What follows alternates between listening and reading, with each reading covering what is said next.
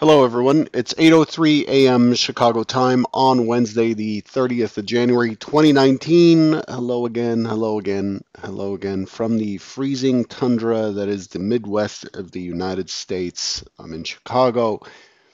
It's going to be approximately negative 54 Fahrenheit today with wind chill, and that would equate to about negative 48 centigrade.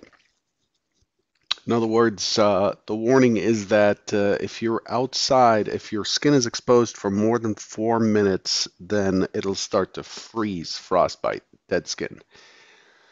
A lot of fun. So everyone is home today. All schools are closed, daycare's closed, everything's closed. And it makes me question my decisions as to where I should live. Anyway, derivatives trading involves substantial risk of loss and is not suitable for all investors. Past performance is not necessarily indicative of future results.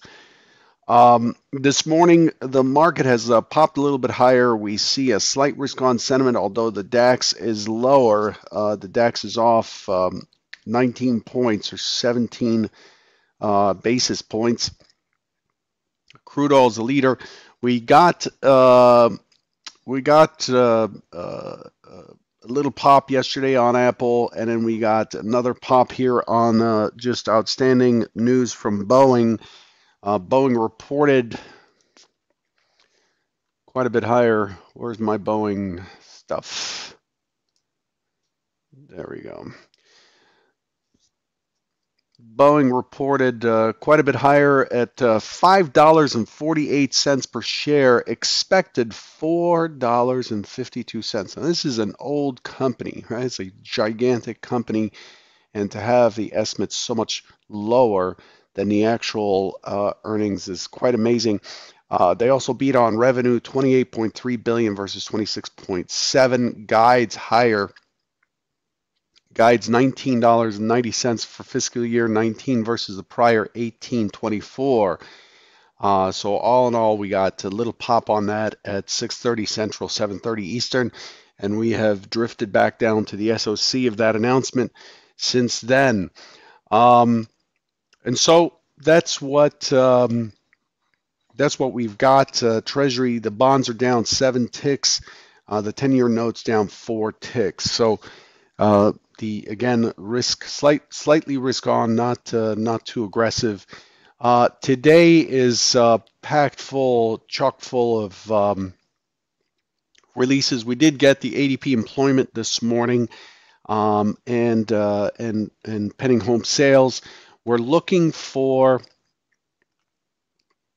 the FOMC rate decision today. Expected to hold steady.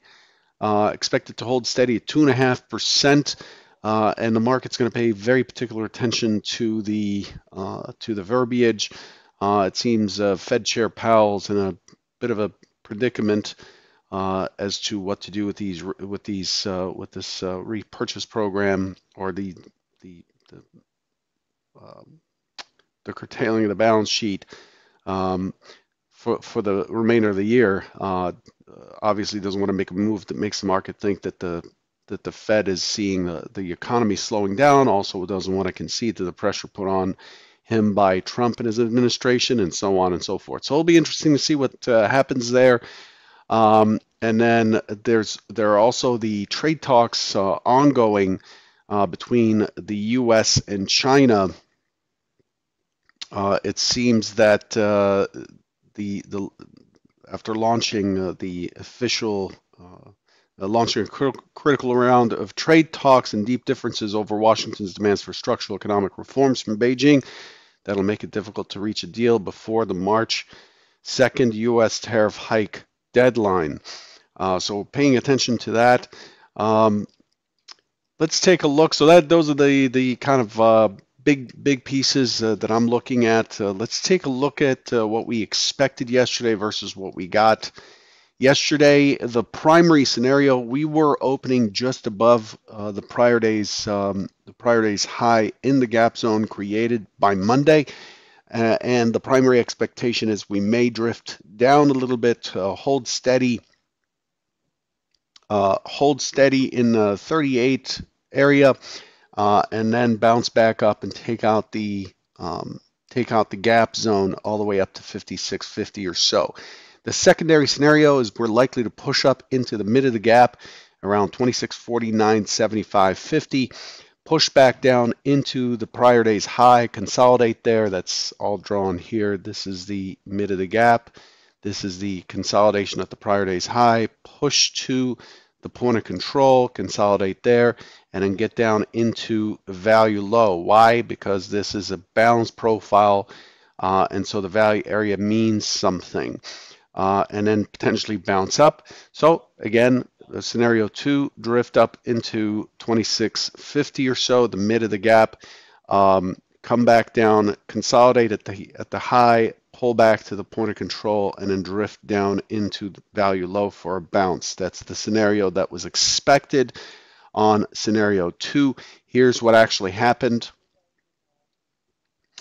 We open, we push down. It looks like scenario 1 is in play, and then scenario 1 gets cut off here. Scenario 2 takes over on the dot. We get to 26.50 right here, push right back in, come back, close the point of control. We did not bounce or consolidate at it. We did consolidate at the prior day's high back here, and then we ended up drifting down into the value low. Okay, the value low was just below a 26.28 something, 26.2875. We stopped at 29.29 and a quarter. Came all the way back to the open. Consolidate, consolidate, consolidate, consolidate, consolidate. Attempt to put in a lower low. Unsuccessful. Consolidate, consolidate, consolidate. Close. So what we had is we ticked off the test of the mid, the gap mid. Clearly we took on the point of control, and we turned just 2 ticks above value low to finish the middle of the range. Scenario 2. And what we end up with is another day of balance. Now, you know, I really did say that we haven't seen these balance days for a while, and we're getting multiple sets of these now on top of each other. We're still stuck in this area. The gap zone is still open. We're still stuck in this area that was built way back, well, not way back, but a week ago or so, where we've been consolidating and compressing right here. We've popped higher. This looked very bullish. Popped higher into the Friday the 18th range. Looked quite bullish. Looked like it might take out the high and start running. Did not do so. Gap back down. That's the gap that we're seeing here on Monday. And then we're back in the consolidation. So we formed somewhat of a triangle, broke up, and then came right back, which to me says that it tested higher prices, could not find the buyers to keep the bid higher, to keep bidding it higher and pushing higher, and has come back in line. Today it is trading a little bit higher. It's trading up here into the gap close. We're starting to drift up again. But overall, we've been in this kind of ping pong back and forth balance area with ranges really getting tight, and a market that's fairly choppy, and a trade that's fairly choppy. Today is FOMC, so we're likely to see more bouncing, more chopping until the announcement. So just beware. Note that we closed with the point of control mid VWAP right on top of each other. Again, completely in balance these the last 2 days. 2 days of balance. We're gonna create a micro composite on top of these to see where we are, and you can see here that this is a fairly Gaussian profile micro composite. We haven't seen one of these in a while either, and we're starting to break to the upside. I expect a fair amount of resistance coming in from last Friday as we push through and close this gap higher. But you know, I'll talk about what's likely to play out in terms of scenarios in a second. For now, let's just focus on the narrative and what we've done and how we've gotten here. So here's the overnight session. We pop higher. We pop higher on Apple, push through the high, come all the way back, take back right back to where we opened, right back to the SOC. Hold on pretty steady during the Asian session. The Europeans come in right here, test down, and we've been drifting up ever since. And then we got this quick pop on Boeing, and then we're continuing higher in a double distribution profile with okay volume this morning relative to the recent past. And it looks quite bullish today as we move away from 2 days of balance. Okay, so the overnight inventory today is positive. Is positive given the fact that we are trading above. So the overnight inventory is long, and then that's in price, and it's long in delta as well. The percentage of it I don't have in front of me, but the market dipped below a little bit, so I don't know how much of this volume represents below yesterday's close, but it looks like it's about 75% long, with a poor high, with a very weak looking high. That's what we're coming into today.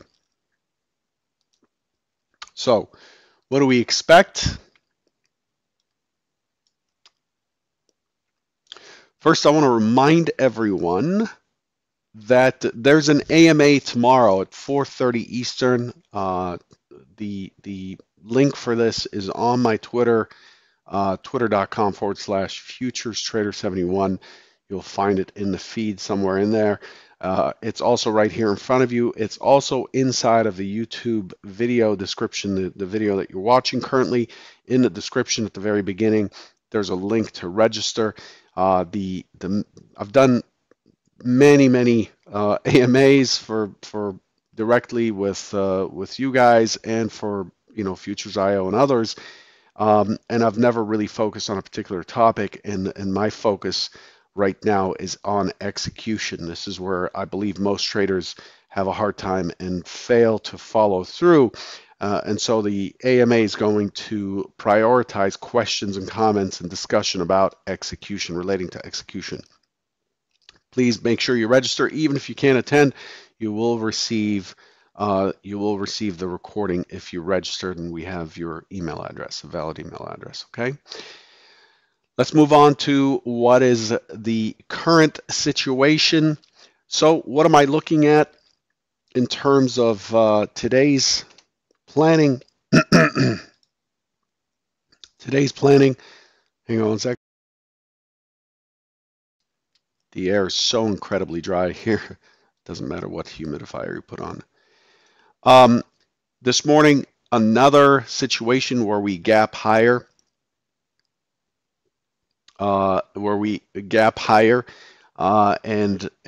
it's not in a new territory. We're gapping into a gap, very unusual.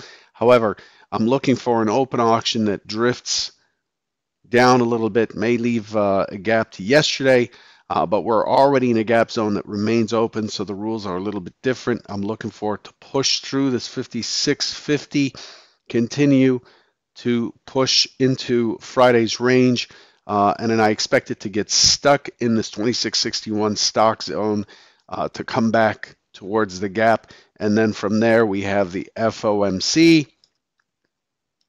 Always fun writing with the mouse. We have the FOMC, and then I expect that the market is likely to just continue drifting higher. But it's anyone's call what is going to be said. So in either case, I'm expecting, on scenario one, I'm expecting us to continue to drift and close this gap zone. Otherwise, what's likely to happen is an open auction that tests up early, pushes into 5650 and through, consolidates just above, impulse down, sit in this gap zone, and then drift down towards 2646 and hold steady into this FOMC. Do not get too knotted up with your trades. Do not start defending trades. Do not fight the market today. It is not likely to be very logical. I expect uh, sh short-term traders to be in control, so I expect it to be drifty, scalpy, and not very directional. So committing to trades and hanging on and trying to defend them as slow or grindy as it is doesn't make any sense. You really need to save some bullets for the FOMC. Let the FOMC in the way, it is the FOMC, so I want to talk about that for a second. The way to deal with the FOMC, unless you're very, very well funded, you shouldn't trade it, in my opinion. The way to deal with the FOMC is to let it make its moves.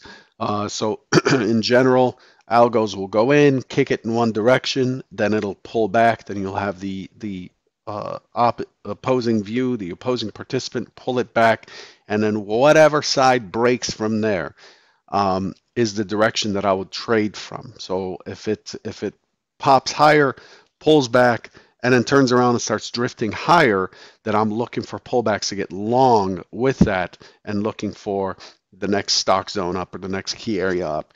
If it pops higher, drifts down, consolidates, and then breaks the SOC, breaks the point at which it popped higher, then I'm going to go with that, look for pullbacks, and sell into the next areas down. The next areas down will be 36, the 3650 MC point of control, and then 28 from yesterday, and so on and so forth. 26, 26, 13, and 7 below us. So that's how I would look at it. Anyway, good luck today. Don't forget to register for tomorrow's AMA if you want to ask questions. This is intended to be a discussion rather than me lecturing.